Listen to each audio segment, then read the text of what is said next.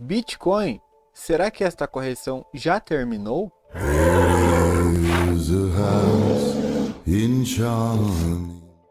Então aqui no gráfico do Bitcoin, a gente vai se deparar aí com o que a gente falou ontem à noite, e foi por volta aí das 9 horas da noite de ontem que eu divulguei esta queda aqui, que eu estava acreditando que o Bitcoin poderia sim vir para essa região aonde eu marquei aqui. Se a gente vir em 4 horas, a precisão desta vez aqui foi muito boa, né? A gente chegou praticamente em cima da região que eu acreditei que o Bitcoin poderia fazer uma correção, né? E também estipulei que se a gente não se mantesse em cima desse suporte aqui que a gente tem nesse momento aqui, ó, que é um suporte o mais forte que a gente tem nessa região, que é o suporte aqui dos 45 mil. Vai ter uma variação, claro, né? Mas aqui a gente pode considerar aqui os 45.500 uma região de forte suporte. Foi aqui que eu criei minha expectativa para uma correção curta, e caso a gente perca esse suporte, aí sim a gente teria que olhar para os 43 mil, aonde a gente teria um suporte melhor, né? Então essas possibilidades foram, né, óbvias, né, bem previsíveis desta vez, e a gente teria que tomar cuidado e olhar também para algumas situações como o do vídeo anterior que eu publiquei agora aqui no YouTube. Então vá aqui no canal e confira o vídeo que eu publiquei para você ter mais esclarecimentos sobre a situação que a gente está no mercado e ficar bem atualizado. Por exemplo, aqui a gente está agora tocou em cima da média de 8 períodos no gráfico diário, né? E ao mesmo tempo a gente também está mais próximo agora da média de 80 períodos do Bitcoin. E a gente tem a nossa nuvem de Shimoku, né, que é um indicador que eu uso para medir a volatilidade e as tendências, né, que é um bom indicador para tendências também.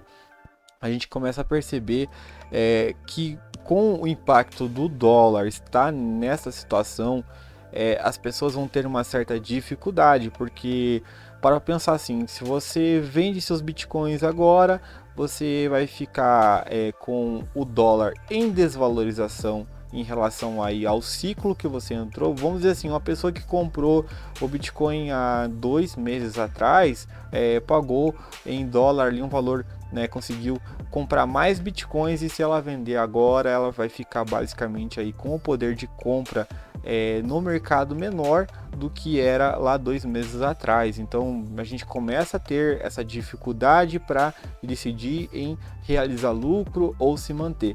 E nessa correção mais curta, eu estava acreditando que fosse acontecer para que o mercado conseguisse ali se manter ali nas criptos em vez de se manter na stablecoin, que seria a Tether, né? É uma expectativa que eu criei. Se a gente chegasse nessa região aqui, seria interessante. E se a gente cair mais aqui um pouco, né, a gente vindo para os 43, acredito que o dólar teria que ter reagido mais para a gente ter um equilíbrio entre as duas partes, e não foi o que aconteceu. Então o que a gente percebe é que o dólar continua aí abaixo das expectativas, né?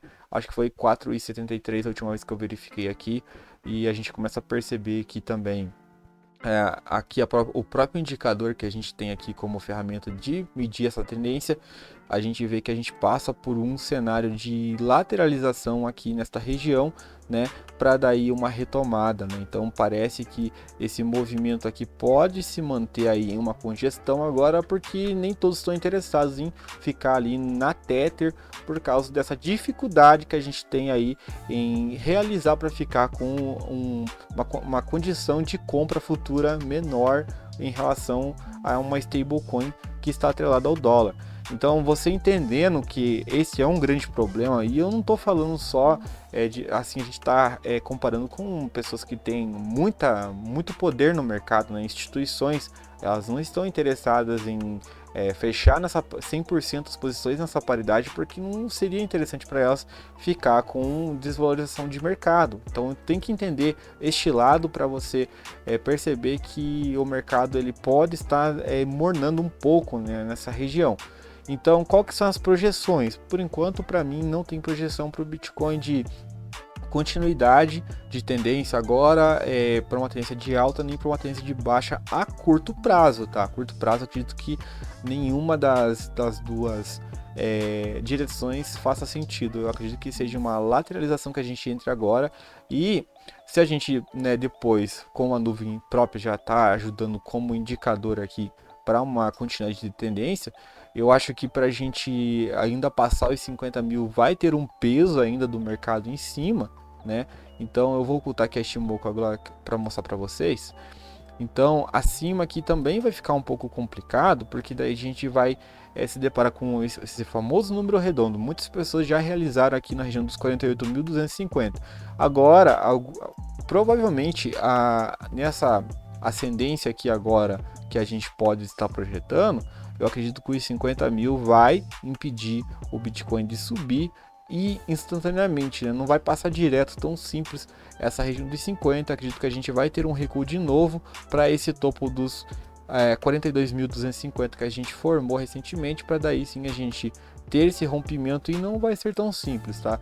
Acredito que a gente rompendo aqui, a gente vai facilmente aqui para a região dos 43. Se a gente rompeu os 50, fica muito mais claro, muito mais óbvio que não vai ter mais barreiras fortes para o Bitcoin. Se a gente vir aqui para o gráfico semanal, por exemplo, a gente vai se deparar com quais resistências, afinal de contas, né?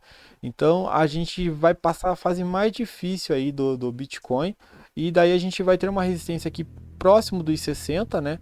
Então aqui nos 60 mil a gente tem algumas resistências, mas aqui o mercado vai estar bem mais direcionado, e a gente vai ter aí provavelmente uma forte alt-season, né? Uma alt-season mais forte, e acho que talvez uma das maiores que a gente teve aí durante meses, né? Porque a gente ficou aí no bear market.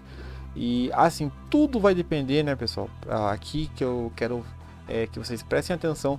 A gente vai ter esse mês aqui, provavelmente vai ser mais tranquilo, mas o próximo mês, isso que eu tô dizendo, a gente tá em março ainda, né? Mas a gente vai fechar esse mês, e o mês de abril parece, pelo que eu percebi, que vai ser um pouco mais equilibrado as coisas, mas o Fed ali, a JP Morgan, para quem não assistiu o vídeo anterior, já tem algumas projeções ali das taxas de juro, e pode ser que a gente não tenha aí um período tão longo de altas assim no Bitcoin, devido a essas medidas que vai ser tomadas aí pelo Fed aí futuramente. Então fiquem atentos, se mantenham aí equilibrado, façam o dever de casa, fazer as contas aí, balancear a carteira, saber aonde que vocês vão distribuir, aonde que vocês vão aportar, porque agora projetar alvos aí no Bitcoin seria algo assim um pouco exagerado, na minha opinião, porque assim, tanto para uma tendência de baixa ou para alta, a gente não tem aí agora uma direção muito clara, por causa aí dessa notícia, principalmente que saiu aí da JP Morgan.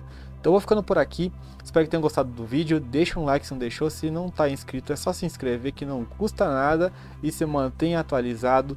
E também participa aí, tem o nosso grupo do Telegram aqui na descrição, para você poder participar também lá e se manter bem informado lá com a galerinha que está lá, uma comunidade que está crescendo cada dia mais. Então eu vou ficando por aqui, um forte abraço a todos e até o próximo vídeo.